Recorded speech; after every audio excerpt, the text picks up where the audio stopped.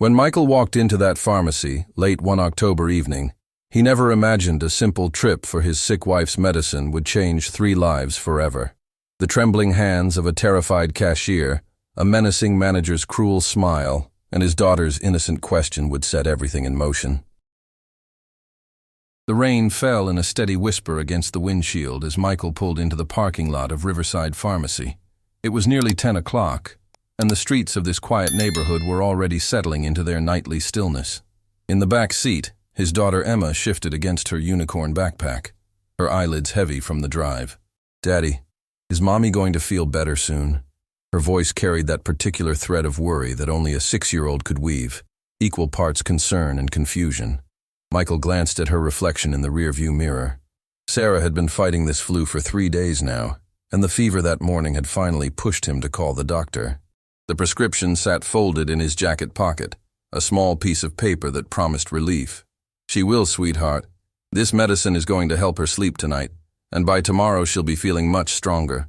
He tried to sound confident, though worry had been his constant companion since Sarah first complained of chills. "Do you want to wait here where it's warm, or come inside with me?" "Inside. It's lonely out here." They stepped out into the drizzle, and Michael took Emma's small hand in his.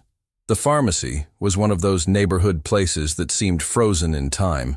Fluorescent lights that hummed too loudly, metal shelves packed with everything from bandages to greeting cards, and that distinct medicinal smell that managed to be both sterile and oddly comforting. A small bell chimed as they entered. Behind the counter stood a woman, perhaps in her early 40s, with dark hair pulled back in a practical ponytail. She wore the store's blue vest over a white shirt, and when she looked up at them, Michael noticed something immediately unsettling in her expression. It wasn't the usual tired look of someone working a late shift. This was different. This was fear. "Good evening," she said, and her voice came out quieter than she probably intended, as if speaking too loudly might shatter something fragile. "Evening," Michael replied, approaching the counter while fishing the prescription from his pocket. "I need to fill this for my wife, please." The woman, her name tag read Patricia, reached for the paper, and that's when Michael saw it clearly. Her hands were shaking, not a slight tremor from too much coffee or fatigue. These were violent, uncontrollable tremors that made the prescription slip flutter visibly in her grip. I'll get this ready for you," Patricia managed, turning toward the pharmacy section. Emma tugged on Michael's sleeve. Her voice dropped to a whisper, but in the quiet store it carried anyway. "Daddy, why is that lady shaking like that?" "Shh, honey. Maybe she's just cold." But even as he said it, Michael knew it wasn't true. The pharmacy was warm, almost stuffy, and there was something else.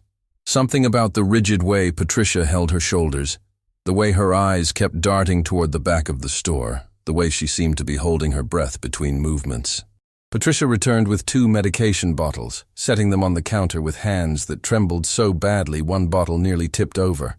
She caught it, her face flushing with embarrassment. "I'm sorry," she whispered. "Let me just ring this up for you." She turned to the register, and Michael watched as she tried 3 times to scan the first bottle. Each attempt failed because her hands wouldn't stay steady enough. Sweat had begun to bead on her forehead, despite the comfortable temperature. That's when he heard the footsteps. Heavy, deliberate steps coming from the back room. A man emerged, mid-30s, wearing pressed khakis and a button-down shirt with the sleeves rolled up to reveal forearms that spoke of regular gym visits. His hair was gelled back with aggressive precision, and his smile was the kind that never reached the eyes. A smile that enjoyed its own power. The transformation in Patricia was instant and devastating. What little color remained in her face drained completely. Her hands, already shaking, began to tremble so violently that she dropped the scanner. It clattered against the counter, the sound unnaturally loud in the tense silence. "I'm so sorry," she gasped, bending to retrieve it with movements that bordered on frantic. "I'm sorry. I'm so sorry. Patricia." The man's voice was smooth, controlled, laced with something that pretended to be concern but wasn't. "Is everything all right up here?" "Yes, Mr. Holloway, just drop the scanner." "Everything's fine. I can see that." He moved closer, positioning himself just behind her left shoulder, close enough to supervise, close enough to intimidate. "Don't let me interrupt." Please, continue. Michael felt something cold settle in his stomach as he watched this interaction. The man, Holloway, had placed himself in a position of dominance so casual, so practiced, that it was clearly routine. And Patricia's response was equally rehearsed. The excessive apologies, the way she made herself smaller, the terror in her eyes when he spoke. Emma had gone very quiet beside him, her small hand gripping his tighter. Patricia managed to scan both bottles, her fingers fumbling across the keyboard as she tried to enter the information. She mistyped twice, had to backspace, start again. Each error seemed to make her more frantic, more desperate. "Take your time," Holloway said, and those 3 words carried more menace than a shout. "We want to make sure we get this right for our customer." "Yes, sir." Michael watched as a single tear escaped down Patricia's cheek. She wiped it away quickly, trying to be discreet, but he saw it. And he saw the purple-blue marks on her wrist as her sleeve rode up. Finger-shaped bruises that told their own story. That'll be $43.70, Patricia finally managed. Michael pulled out his wallet, extracting 3 20s and handing them to her. Her hands shook so badly as she took the bills that they nearly slipped through her fingers. She gripped them tighter, placed them in the register drawer. When she turned back with his change, $17.30, her hands were shaking so violently that the coins simply fell from her grasp. They scattered across the counter, several rolling off to clatter against the floor tiles, the sound echoing like small accusations. "Oh no, oh God, I'm so sorry." Patricia dropped to her knees, scrambling to collect the scattered change with hands that wouldn't cooperate, tears now flowing freely down her face. "I'm so sorry, please. I'm so sorry." "Patricia!" Holloway's voice cracked like a whip. "This is completely unprofessional. You're embarrassing yourself in front of our customers." Michael knelt down as well, helping to gather the coins. Their eyes met at floor level, his concerned, hers filled with shame and terror and something else. A silent plea, a desperate message that she couldn't voice but needed him to understand. "Are you okay?" Michael whispered, so quietly that only she could hear. Patricia's breath caught. For just a heartbeat, her eyes held his, and in them he saw everything. The daily fear, the impossible trap, the desperate loneliness of suffering in silence while the world walked past unseeing. "I'm fine," she whispered back, but her voice broke on the word. "Please, just go." They stood back up. Michael accepted his change, now in a small pile on the counter, and the medication. Holloway had moved even closer to Patricia now, one hand resting on the counter near her, a gesture that would look casual to anyone not paying attention, but was clearly a form of possession, of control. "I apologize for the inconvenience," Holloway said to Michael with that terrible smile. "Patricia hasn't been feeling well today. Isn't that right, Patricia?" "Yes, sir. I'm not feeling well. I apologize." Michael looked between them. This woman who was clearly terrified, and this man who was clearly the source of that terror. Every instinct told him something was deeply, fundamentally wrong here. But what could he do? What should he do? They were strangers. He had his daughter with him. He had his sick wife waiting at home. "Thank you for your help," Michael managed, gathering the medication and his change. Emma tugged his hand as they walked toward the door. She looked back over her shoulder at Patricia, then up at her father with eyes far too knowing for a 6-year-old. "Daddy, that lady is really scared." The bell chimed again as they exited into the rain. In the car, Michael sat gripping the steering wheel without starting the engine, staring at the pharmacy through the rain-streaked windshield. Inside, he could see silhouettes, Holloway standing very close to Patricia, speaking to her, gesturing. Patricia's shoulders were hunched, her head down. Why was she so scared, Daddy? Michael's throat felt tight. "Sometimes people are afraid of things we can't see, sweetheart. Like monsters. Sometimes the scariest monsters look like regular people." He started the car, but his eyes kept returning to the rearview mirror as he pulled away, watching the pharmacy lights grow smaller. The image of Patricia's trembling hands, those bruises, that look of absolute terror, they burned themselves into his memory with an intensity that he knew wouldn't fade with sleep. At home, Sarah was drowsy with fever, but coherent enough to take her medicine. Emma climbed into bed between them, still troubled by what she'd witnessed. "The lady at the pharmacy was shaking really bad," Emma told her mother. "And there was a mean man watching her. Sarah's eyes found Michael's over their daughter's head. He saw the question there, the concern. It was unsettling, he admitted quietly. Something was very wrong in that situation. After Emma finally fell asleep, Michael lay awake in the darkness. His mind kept returning to the pharmacy, replaying every detail, the way Patricia's hands shook, the terror in her eyes, the bruises on her wrist, Holloway's predatory positioning, the practiced nature of her fear, not a new fear, but one worn smooth by repetition. He'd seen something tonight that most people probably missed or chose not to see. A woman trapped, a woman suffering, a woman who had silently begged him to understand something she couldn't say aloud. And tomorrow, she would be back in that pharmacy, and Holloway would be there, and it would happen again, and again, and again. Michael stared at the ceiling as rain continued to tap against the window. He was just one person. A father, a husband, an accountant with a comfortable suburban life. What business was it of his? What happened in some neighborhood pharmacy? He'd probably misread the situation anyway. Maybe Patricia had a medical condition.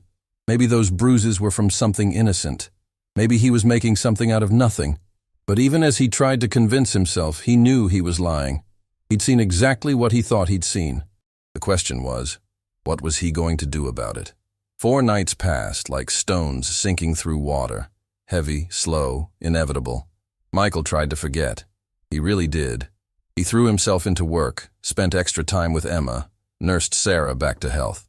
But every time he closed his eyes, he saw those hands trembling. Every time Emma laughed, he thought about a woman who probably hadn't laughed freely in months. Maybe years. Sarah noticed first. She always did. "You've been somewhere else all week," she said one evening while they folded laundry together. Emma was asleep upstairs, and the house had that particular quiet that only comes after children surrender to bedtime. "Want to tell me what's really bothering you?" Michael set down the towel he'd been folding and unfolding without really seeing it. "That woman at the pharmacy. Patricia. I can't stop thinking about her. The one who was shaking. It wasn't just shaking, Sarah. It was terror. Pure, absolute terror." He sank onto the couch, running his hands through his hair. And that manager, Holloway, the way he stood over her, the way she flinched when he spoke, the bruises on her wrist. His voice trailed off into something raw. Sarah sat beside him, taking his hand. "What are you going to do?" The question hung there between them like a weight neither had expected. "I don't know. What can I do? I'm nobody to her, just some guy who bought cold medicine." But even as he said it, Michael knew he was making excuses. "Maybe I'm overreacting. Maybe I misread the whole situation." "Michael," Sarah's voice was gentle but firm, "you've managed teams for 15 years. You know workplace dynamics better than almost anyone I know. Do you really think you misread it?"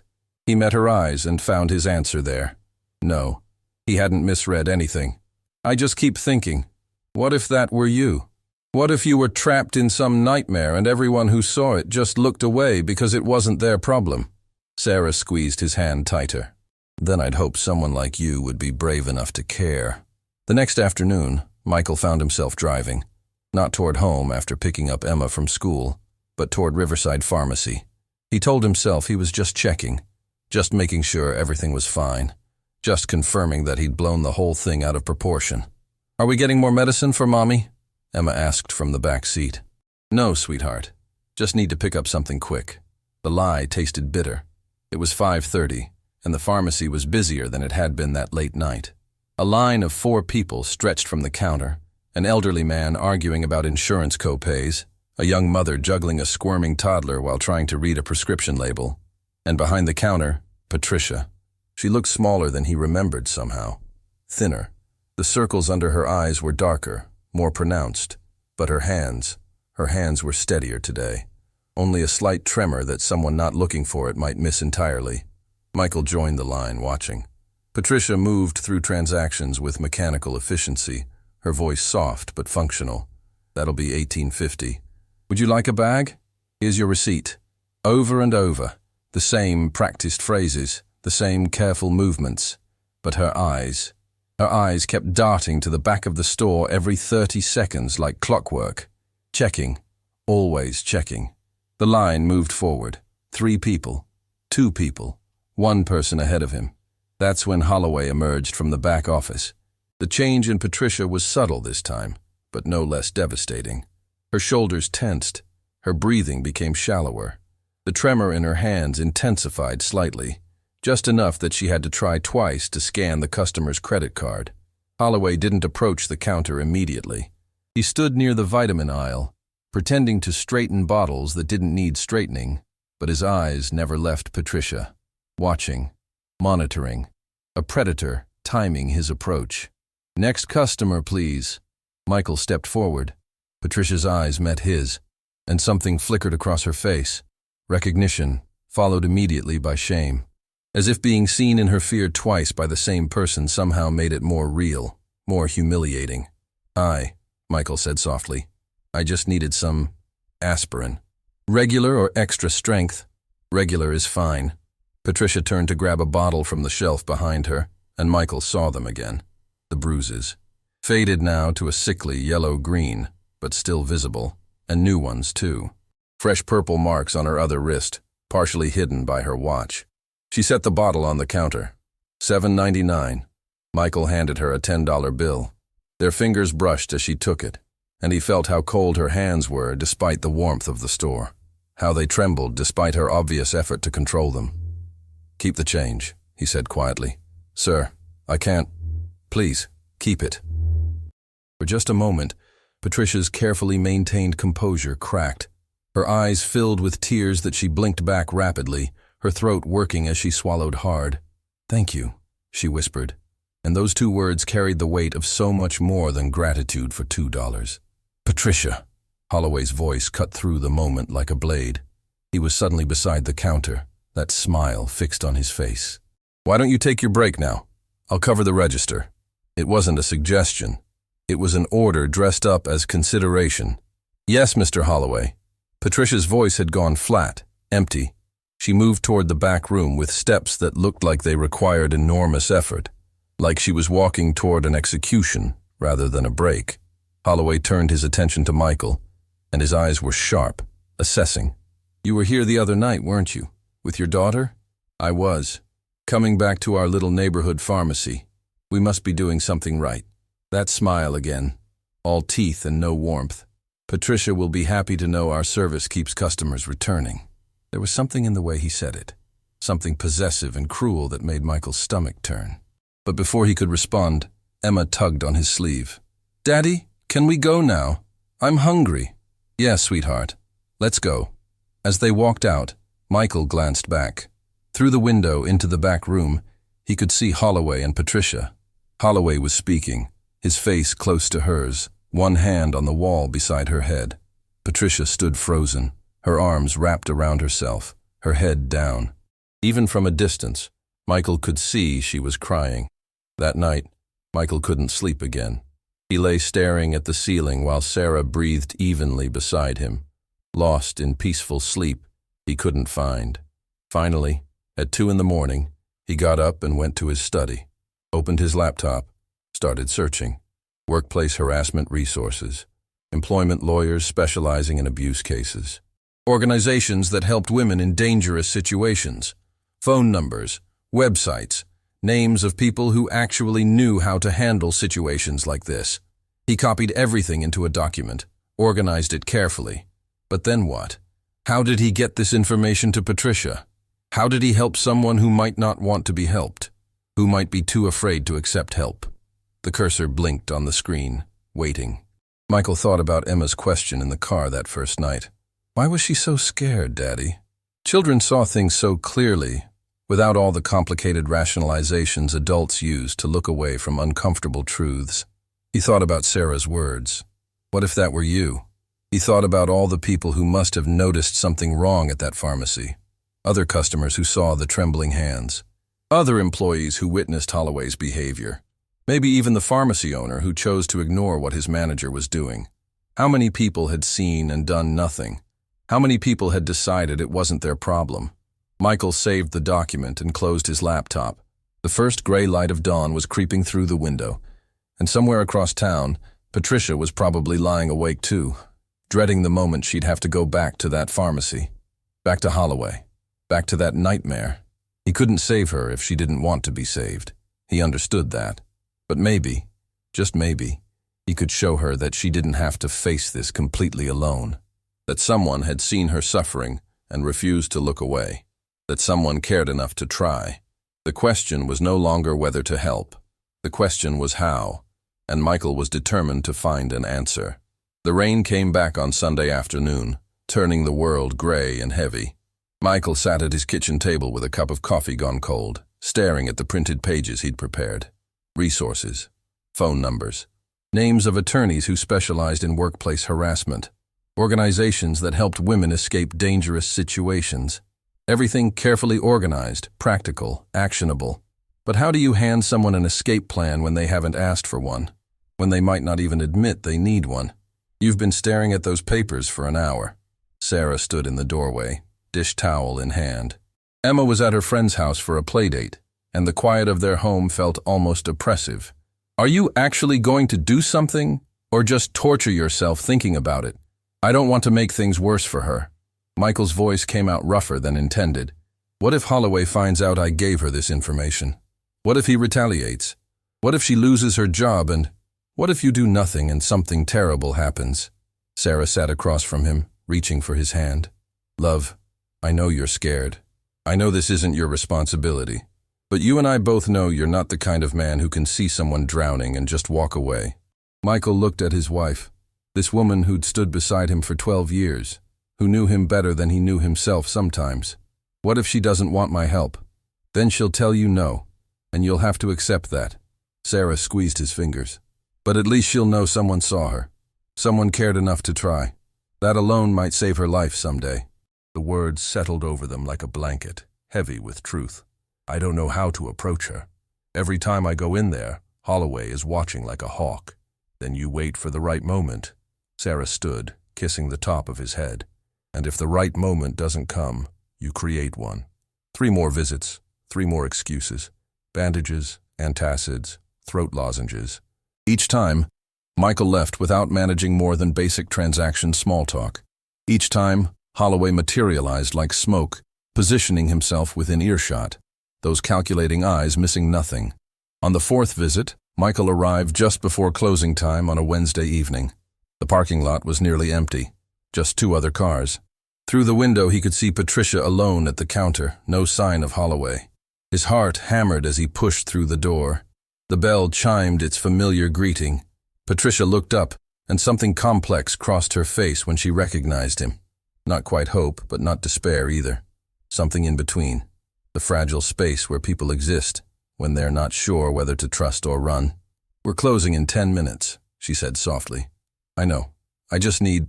Michael glanced around, confirming they were alone. I need to talk to you. Patricia's entire body tensed. Her eyes darted to the back room, then back to him. Sir, I don't think... Please, just give me 2 minutes. He kept his voice low, non-threatening. I'm not here to cause you trouble. I promise. For a long moment, she just stared at him. Her hands gripped the edge of the counter, knuckles white. Then, barely audible, he's in the office doing inventory. He could come out any second. Then I'll be quick. Michael pulled the folded papers from his jacket pocket and slid them across the counter. I noticed... That first night when I was here with my daughter, I noticed that you were afraid, and I've seen enough to know I wasn't imagining it. Patricia's breath caught. She looked at the papers like they were something dangerous, something that could explode if touched. You don't understand. You're right. I don't understand what you're going through. Not really. Michael kept his voice steady, gentle. But I understand fear. And I understand that nobody should have to live with that kind of fear every single day. Tears welled in her eyes. She blinked rapidly, trying to force them back, her jaw clenching with the effort. Why do you care? You don't even know me. My daughter asked me that same question the first night we met you. She said, Daddy, why is that lady so scared? And you know what I realized? If a 6-year-old can see someone suffering and want to help, then I have no excuse not to try. A single tear escaped, tracing a line down Patricia's cheek. She wiped it away quickly, her hand shaking. I can't. I need this job. I have a son. He's special needs, cerebral palsy, the medical bills alone. Her voice cracked completely. Without insurance, without income, we'd lose everything. Michael's chest tightened with recognition.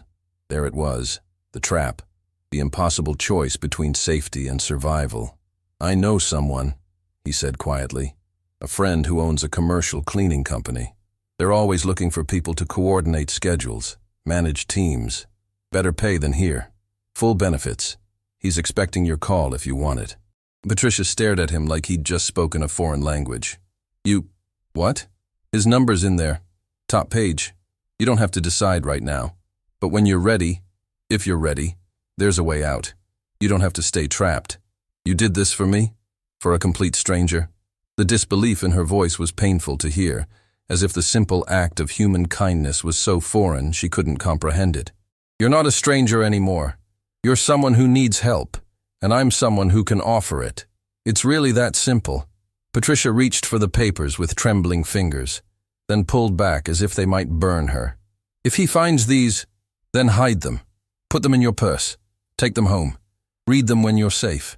Michael glanced toward the back room, hearing movement. Time was running out. "Please, you don't have to make any decisions tonight. Just know that you have options, that you're not alone in this." Footsteps, heavy ones. Holloway's voice calling from somewhere in the back. "Patricia, you still up there?" Patricia grabbed the papers, her movements frantic, shoving them into her purse underneath the counter so quickly Michael almost missed it. By the time Holloway emerged from the back room, she was standing with her hands folded in front of her, face carefully neutral. "Just finishing up with a customer, Mr. Holloway." Holloway's eyes moved between them, sharp and suspicious. "Little late for shopping, isn't it?" "Last-minute need," Michael said evenly, meeting his gaze. "Just grab some pain reliever." "I see." Holloway moved behind the counter, close to Patricia. Too close. "Well, we're closing now. Patricia has inventory to help me finish." The implication hung in the air like smoke. Patricia's face had gone pale. "Yes, sir." Michael wanted to say something, to protest, to grab Patricia and physically remove her from this place. But he couldn't. Not without her consent. Not without making things infinitely worse. "Thank you for your help," he said to Patricia, trying to put everything he couldn't say aloud into his eyes. "Please be safe. Please read those papers. Please know you matter." "You're welcome." Her voice was barely a whisper. As Michael walked to the door, he heard Holloway's voice, low and cold. "Interesting that customer keeps coming back. You wouldn't be developing a relationship with clients, would you, Patricia? That would be inappropriate." "No, sir. He just shops here sometimes, that's all." "Good. Because you know how I feel about inappropriate behavior." Michael forced himself to keep walking, to not turn around, to not give Holloway any reason to suspect what had just happened. But his hands were shaking by the time he reached his car, rage and helplessness warring inside him. He sat in the parking lot with the engine running, watching the pharmacy lights. Through the windows, he could see Holloway and Patricia moving around inside. Holloway kept positioning himself near her, speaking to her, his body language proprietary and threatening. Michael's phone was in his hand before he fully decided to make the call. The number for Richard Coleman, his college roommate who now ran a successful business, who'd listened to Michael's carefully vague explanation about helping someone in trouble without asking too many questions. "Rick, it's Michael. I wanted to confirm you're still okay with what we discussed." "Of course. Have her call me anytime." "I meant what I said. We need good people, and if you're vouching for her, that's enough for me." "Thanks. I needed to make sure this was real, that if she takes this step, there's actually something on the other side." "There is. I promise." A pause. "Michael, this woman must be pretty desperate if she's in a situation where a complete stranger is trying to help her escape. You doing okay with all this?" Michael watched Patricia through the window, watched her flinch as Holloway moved past her. "No, not really. But it's not about me. That's what makes you a good man. Just be careful, all right? Whatever's happening there, it sounds dangerous." After hanging up, Michael stayed in the parking lot for another 20 minutes. The lights inside finally went dark. Patricia emerged first, her purse clutched tight against her body, walking quickly to her car, an old Honda with a dent in the passenger door. Holloway came out behind her, watching her go with that same predatory focus. Only when both their cars had pulled away did Michael finally drive home. Sarah was waiting up, reading in bed. She looked up when he entered, and whatever she saw in his face made her set the book aside. You talked to her. I gave her the information. I don't know if she'll use it. Michael sat on the edge of the bed, exhausted in a way that had nothing to do with physical tiredness. Sarah, what if I just made everything worse? What if Holloway suspects something and... Stop. Sarah pulled him back against her, wrapping her arms around him. You did what you could. You showed her there's a door. Whether she walks through it or not, that's her choice. But at least now she knows the door exists. I just keep thinking about her son, about what happens to him if something goes wrong. You're thinking about what happens if you do something. Try thinking about what happens if you do nothing. Sarah held him tighter. Sometimes the right thing feels scary and uncertain. That doesn't make it wrong. Michael closed his eyes, feeling the weight of it all. When did helping someone become so complicated? It was always complicated. You just never had to face it directly before. She kissed his temple. Welcome to the hard part of being human. Caring enough to get involved in someone else's mess, even when it would be easier to look away. In the darkness of their bedroom, holding on to his wife like an anchor, Michael thought about Patricia driving home to her son, thought about whether she'd read those papers tonight or if they'd stay hidden in her purse, too frightening to confront, thought about how many nights she'd lain awake just like this, trapped in an impossible situation, convinced she was completely alone. But she wasn't alone anymore, not completely, and maybe, just maybe, that would be enough to help her find the courage to save herself. Because Michael was learning something profound. You can't save people who don't want to be saved. But you can make sure that when they're finally ready to save themselves, they know someone is standing ready to help them stand back up. 5 days crawled by with no word from Patricia. Michael checked his phone obsessively, during meetings, at dinner, while helping Emma with her homework. Nothing. He drove past the pharmacy twice, catching glimpses of Patricia through the window, still there, still moving through her shifts like a ghost going through motions. Maybe she'd thrown the papers away. Maybe she'd been too terrified to even look at them. Maybe he'd been naive to think a few phone numbers on paper could fix something so deeply broken. You're doing it again, Sarah said one evening, watching him stare at his silent phone while pretending to watch television. Doing what? Carrying the weight of someone else's choice. She muted the TV, turning to face him fully. You gave her options. What she does with them isn't your responsibility. Then why does it feel like it is? Michael set the phone down, running both hands through his hair. Every day that passes, I think about her going back there, back to him. And I wonder if I should have done more, said more. Michael. Sarah's voice was firm enough to cut through his spiral. Listen to me. You cannot save someone who isn't ready to save themselves, and trying to force it will only hurt you both. Before Michael could respond, his phone buzzed. Unknown number. His heart lurched. Hello? Silence. Just breathing on the other end, ragged, uncertain. Patricia. A shaky exhale. How did you know? Her voice was barely audible, thick with tears. I'm here. Whatever you need. I'm here. He showed up at my house. The words came out in a rush, terror making them tumble over each other. Tonight. Said he came to drop off my schedule for next week, but I never forget my schedule. He wanted to show me he knows where I live, that he can come whenever he wants. Michael was on his feet, Sarah watching with wide eyes. Are you safe right now? Is he still there? No, he left, but he said, her voice broke completely.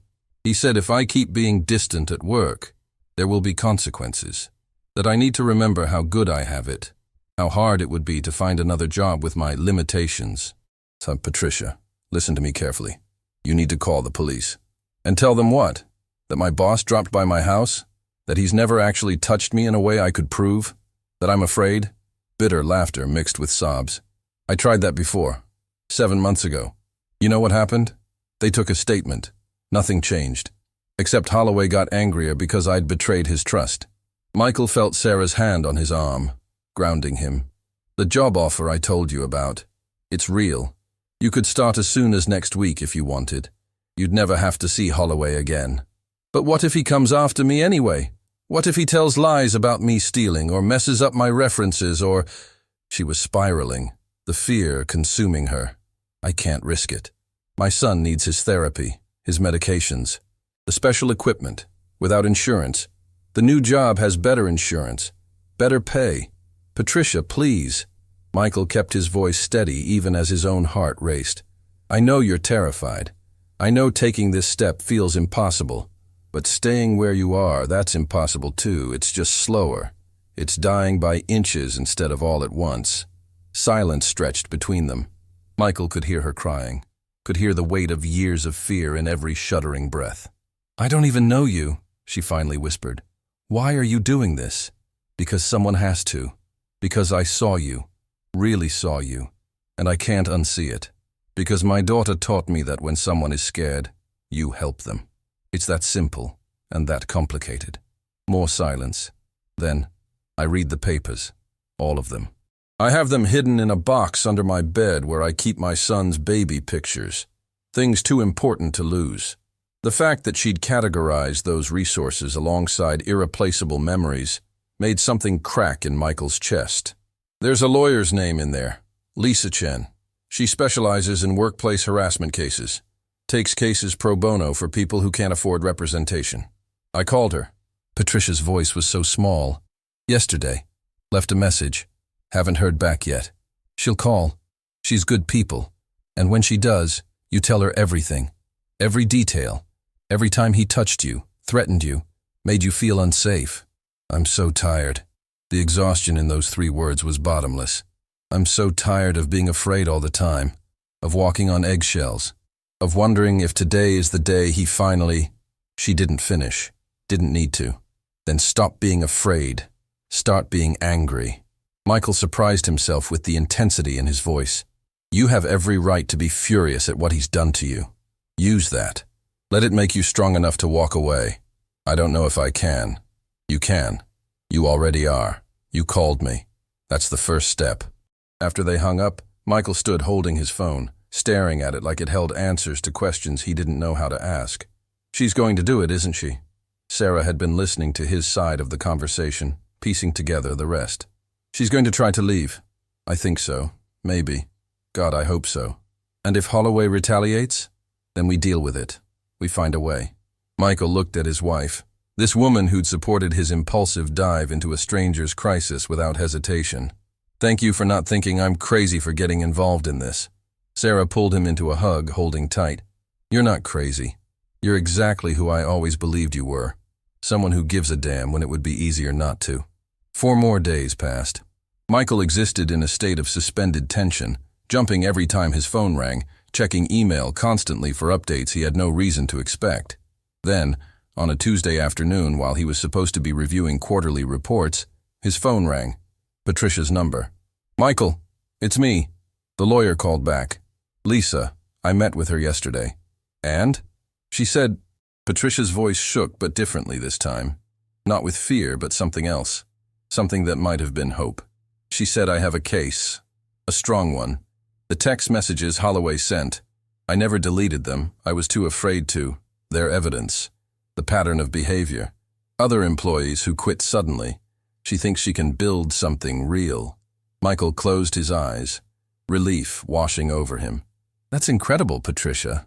But she said the process will be hard, that Holloway will try to destroy my credibility, that it might get worse before it gets better.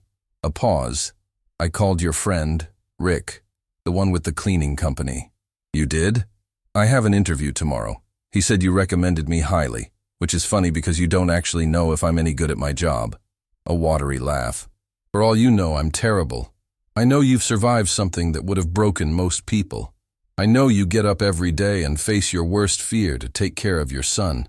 That tells me everything I need to know about your character. Michael, Her voice caught. I don't know how to thank you for this. For caring when you had no reason to. For seeing me when everyone else just looked away. You don't owe me thanks. Just promise me you'll stay safe, and that you'll call if you need anything. Anything at all. I promise. After hanging up, Michael sat at his desk, unable to focus on spreadsheets and profit margins. They seemed obscenely trivial compared to what Patricia was facing. The courage it took to finally reach for the lifeline he'd thrown, knowing it might pull her into even choppier waters before reaching shore. That night at dinner, Emma asked the question that had been building since that first night at the pharmacy. Daddy, did you help the scared lady from the pharmacy? Michael and Sarah exchanged glances. They'd tried to shield Emma from the heaviness of what was happening, but children absorb more than parents realize. "I'm trying to, sweetheart. She's in a difficult situation. Is the mean man still being mean to her?" "For now, but she's working on making sure he can't be mean to her anymore."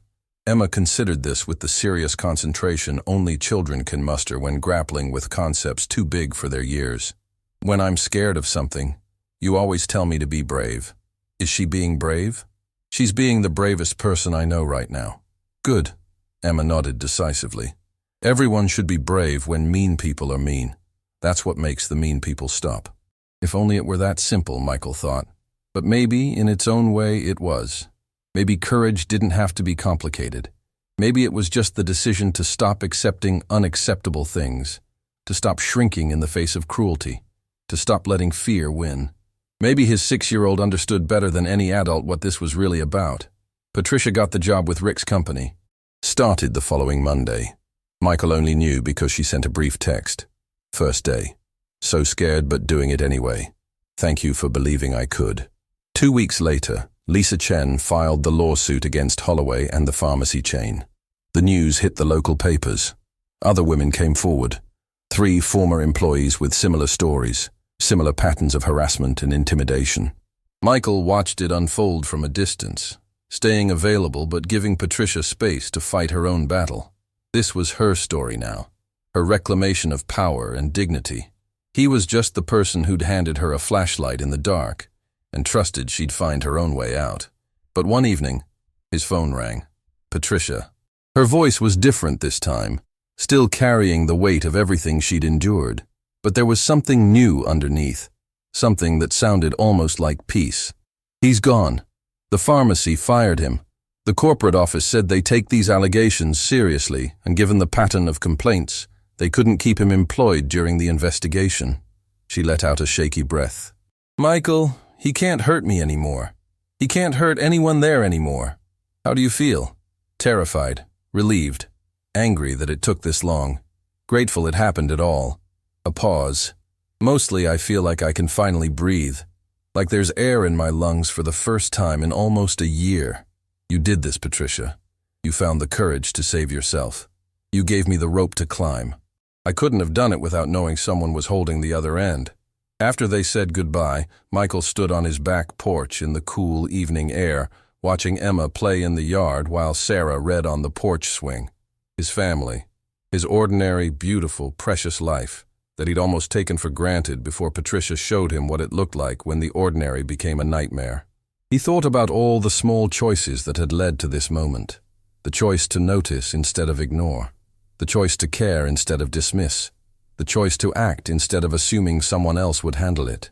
Any one of those choices could have gone differently.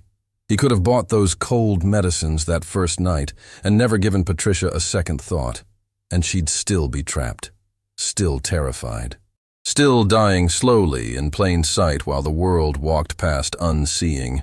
But he hadn't looked away, and because of that one choice, everything had changed.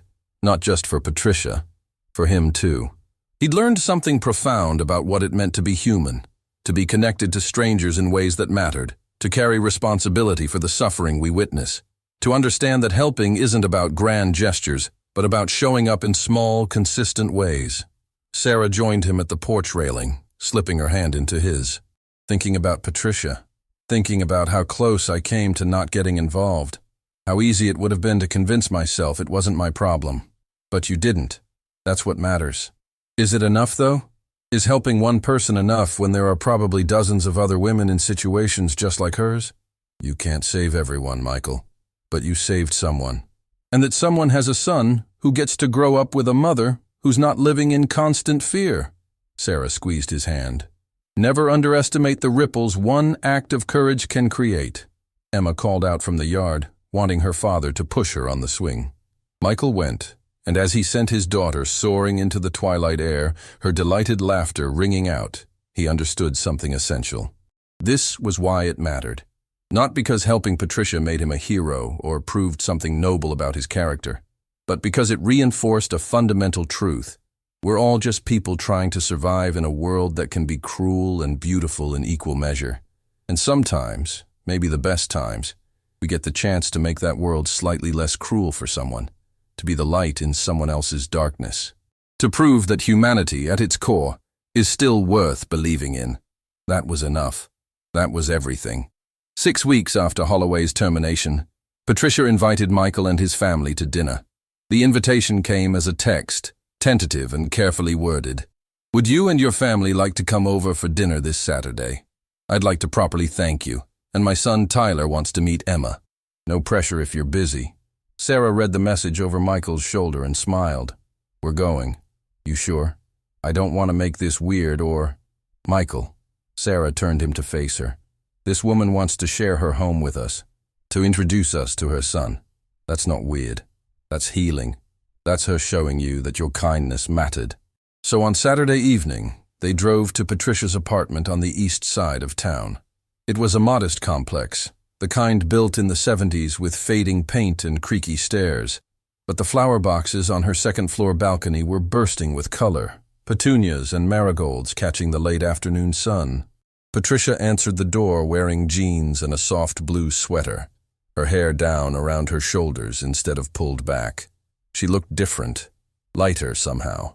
The shadows under her eyes were still there. Some scars take longer to fade, but her smile reached all the way to her eyes this time. "You came." She said it like she hadn't quite believed they would.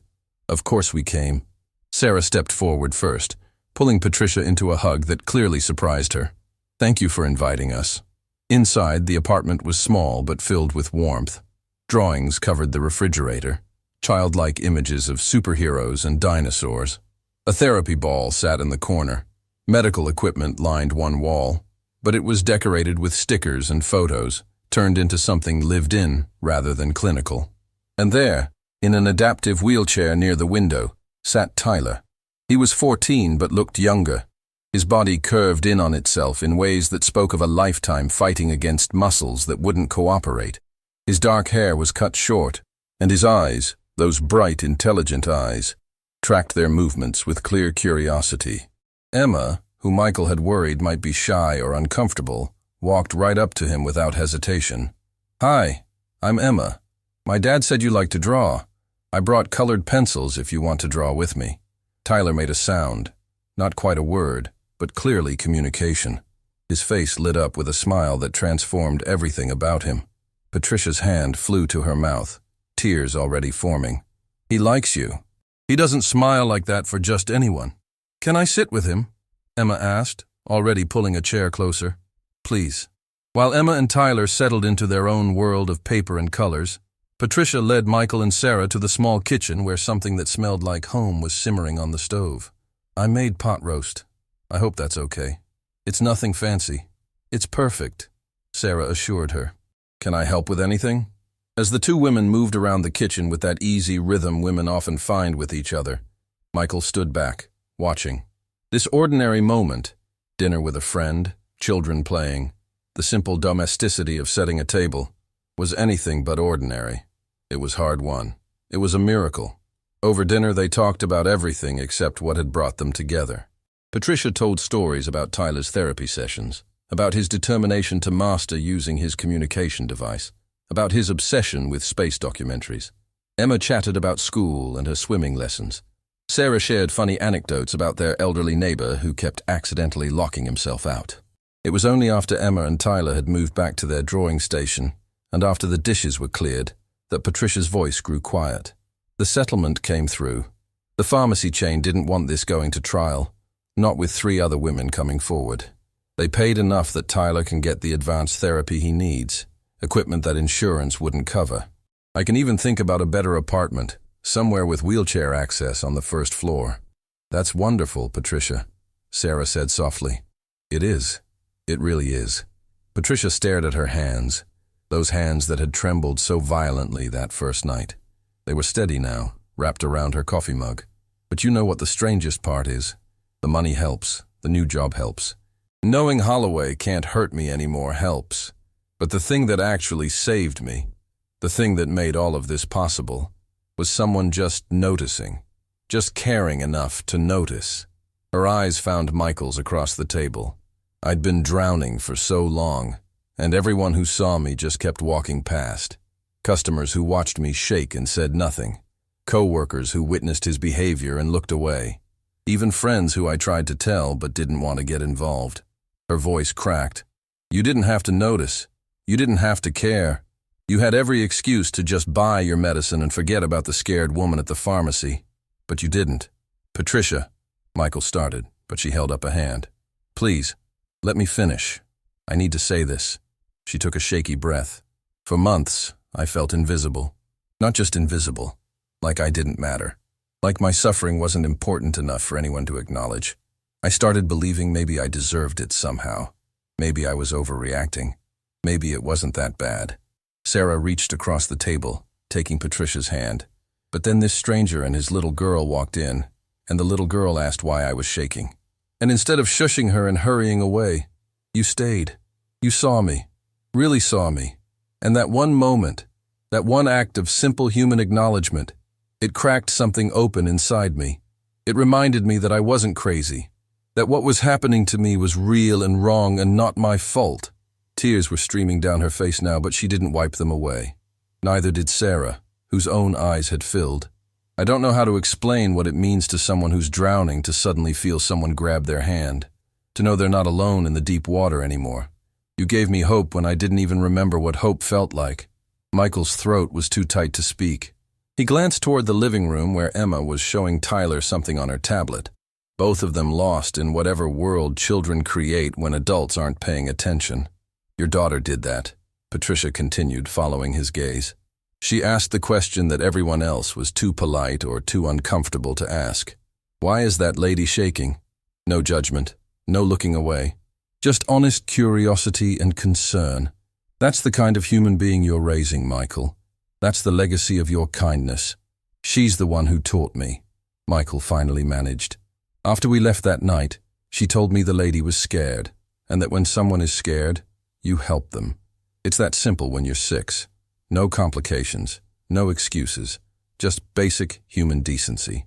Maybe we need more 6-year-olds running the world, Patricia said with a watery laugh.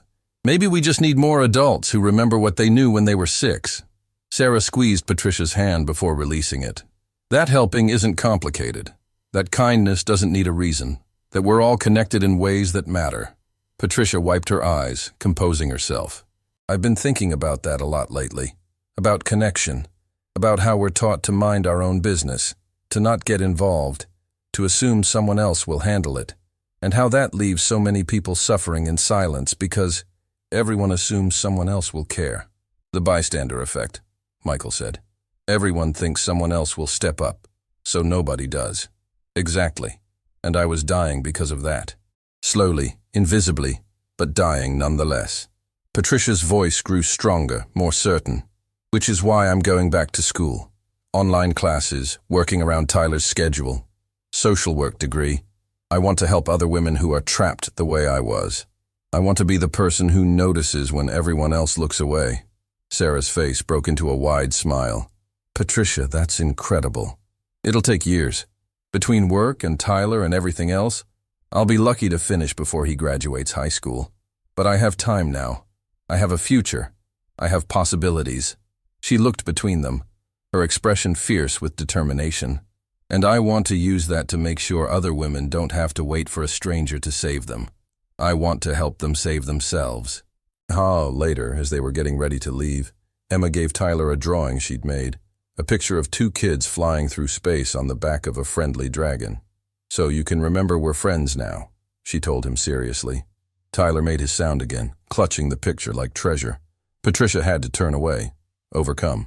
At the door, she hugged them each. Sarah first, holding on tight and whispering something Michael couldn't hear. Then Emma, kneeling down to her level. Thank you for being brave enough to ask questions other people are too scared to ask. Emma beamed. My dad says questions are how we learn stuff. Your dad is very wise. Finally, Patricia turned to Michael. For a moment, they just looked at each other. This man and this woman, whose lives had intersected by chance and changed by choice. I don't have the words, she said simply. There aren't words big enough for what you did for us. You did it yourself. You found the courage, because you gave me the rope to climb. She hugged him, and he felt how different she was from that terrified woman at the pharmacy counter. Stronger, solid, present. Thank you for not looking away when it would have been easier. Thank you for teaching your daughter that kindness matters more than convenience. Thank you for being the kind of person who gives a damn. In the car, Emma fell asleep almost immediately, exhausted by the evening's excitement. Sarah drove while Michael sat in the passenger seat, watching the city lights blur past. "That was good," Sarah said quietly. "What you did. What we did. Being there for her. I keep thinking about all the other Patricias out there. All the people suffering in plain sight while everyone just walks past. You can't save everyone, love. I know. But maybe..." He paused, trying to articulate something that felt important.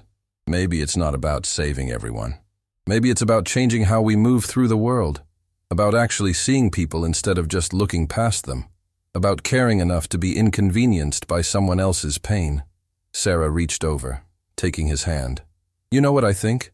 I think Patricia is right. The real gift you gave her wasn't the phone numbers or the job connection. It was dignity. It was treating her like a human being who mattered when she'd forgotten that she did." Michael thought about that as they drove through the quiet streets toward home. Dignity. Such a simple thing. Such a profound thing. How many people moved through life feeling invisible, unimportant, like their suffering didn't register on anyone's radar? How many Patricias were out there right now, living in fear, convinced they had to handle it alone because no one else cared enough to notice? And how many potential helpers were there? People like him.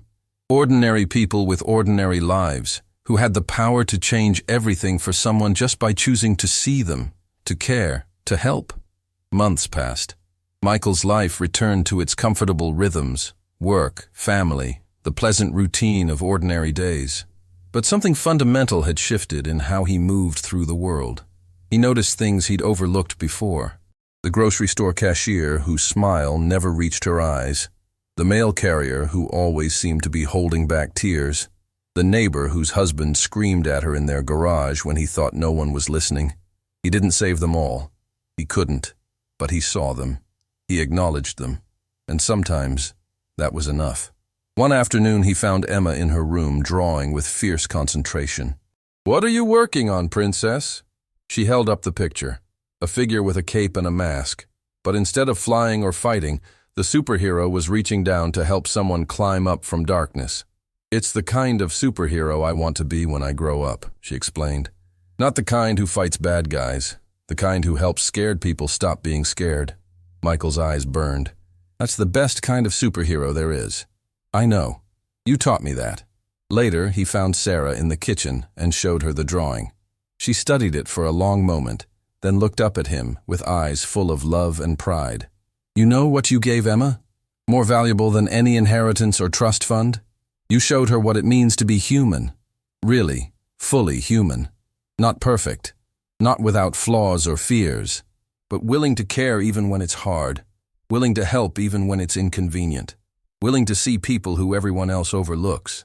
I just did what anyone would do." "No." Sarah's voice was firm. "You did what anyone should do, but most people don't. That's the difference. That's what matters." Years later, after Emma had grown into a young woman studying social work in college, after Patricia had earned her degree and opened a nonprofit helping women escape workplace harassment, after Tyler had learned to communicate through technology and started advocating for disability rights, Michael would look back on that rainy night at the pharmacy and understand the profound truth at the heart of it all. We are not meant to walk through life as isolated islands. We are meant to be connected, to see each other, to carry each other when the burden grows too heavy to bear alone. Kindness is not weakness. Helping is not heroics. It's simply what humans are supposed to do for each other. It's the whole point of being alive at the same time on this strange, beautiful, broken planet. And sometimes, maybe the best times, we get to be the light in someone else's darkness. Not because we're special or particularly virtuous, but because we chose to notice when everyone else looked away. Because we decided that someone else's suffering mattered as much as our own comfort. That choice, that simple, profound choice to care, ripples outward in ways we cannot measure or predict.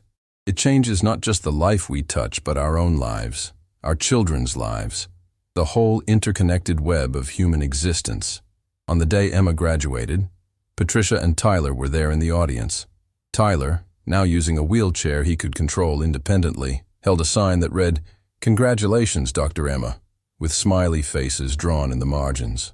After the ceremony, as families mingled and took photos, Patricia pulled Michael aside. "Do you remember what you told me that night I called you? When Holloway had shown up at my house and I was too terrified to believe I could escape?" Michael had to think back. It felt like a lifetime ago, and yesterday, all at once. "I'm not sure. You said, you don't have to make any decisions tonight. Just know that you have options, that you're not alone in this." Her voice wavered with emotion. "That's what I tell every woman who walks into my office now. Every woman who thinks she's trapped, who thinks she has no choice, who thinks she has to endure the unendurable. I tell them what you told me. You are not alone." She took his hand in both of hers. "And I teach them what you taught me, that asking for help isn't weakness, that accepting kindness isn't failure, that we're supposed to hold each other up, not struggle alone in the darkness pretending we're fine when we're breaking apart inside." Michael's throat tightened. "You did the hard part, Patricia. You're the one who found the courage to climb out, because you held the rope, because you convinced me the rope was real and not just another cruel illusion." She smiled through tears. "Because you treated me like a human being worth saving when I'd forgotten I was." Around them, families celebrated. Balloons and flowers, tears and laughter, the beautiful chaos of life moving forward. Emma was taking selfies with Tyler, both of them grinning. Sarah was talking with Tyler's aide about his plans to start college in the fall, pursuing a degree in computer science. This was the ripple effect of kindness. This was what happened when one person chose to care. Not fame or glory or recognition. Just this. Lives lived more fully, potential unlocked, futures made possible. People connected by threads of compassion that wove them together into something larger than themselves. That night, lying in bed beside Sarah while Emma celebrated with friends, Michael thought about the scared woman he'd met all those years ago at a pharmacy counter. The woman whose hands trembled so violently she dropped change. The woman who looked at him with desperate, silent pleading. And he thought about the strong, brilliant woman she'd become, not despite her suffering, but because she'd survived it, because someone had noticed and cared, and helped her remember she deserved better than fear. "What are you thinking about?" Sarah murmured sleepily. "About how everything can change because of one moment, one choice, one act of giving a damn when it would be easier not to." "That's the whole game, isn't it? That's all we're here to do. Notice each other, help each other, be human together." Michael pulled her closer, grateful beyond words for this woman who'd supported his leap into a stranger's crisis without hesitation, who'd understood before he did why it mattered. "I love you," he said simply. "I love you too. For exactly this reason. Because you're the kind of man who can't walk past someone drowning, even when it's hard, even when it's complicated, even when every logical part of your brain says it's not your problem." She kissed him softly. "Thank you for teaching our daughter that love isn't just what you feel. It's what you do, how you show up, who you help when no one's watching." Outside, the world turned on its axis. People everywhere faced their own private battles, their own secret fears, their own desperate loneliness. Some would find help, some wouldn't. The difference often came down to whether someone chose to notice, to care, to reach out a hand. Michael had learned what Patricia already knew, what Emma was just beginning to understand, what everyone eventually discovers if they're paying attention. We don't get through this life alone. We aren't supposed to. And the highest calling of being human isn't to be perfect or powerful or invulnerable. It's simply to see each other clearly, to care deeply enough to be inconvenienced, and to hold fast to the truth that every single person we encounter matters completely and absolutely. That scared woman at the pharmacy mattered. Her son mattered. The choice to help mattered. And the ripples of that choice would continue spreading outward long after everyone involved had forgotten the exact details of that rainy night when a stranger decided to give a damn. That was the lesson. That was the legacy. That was everything.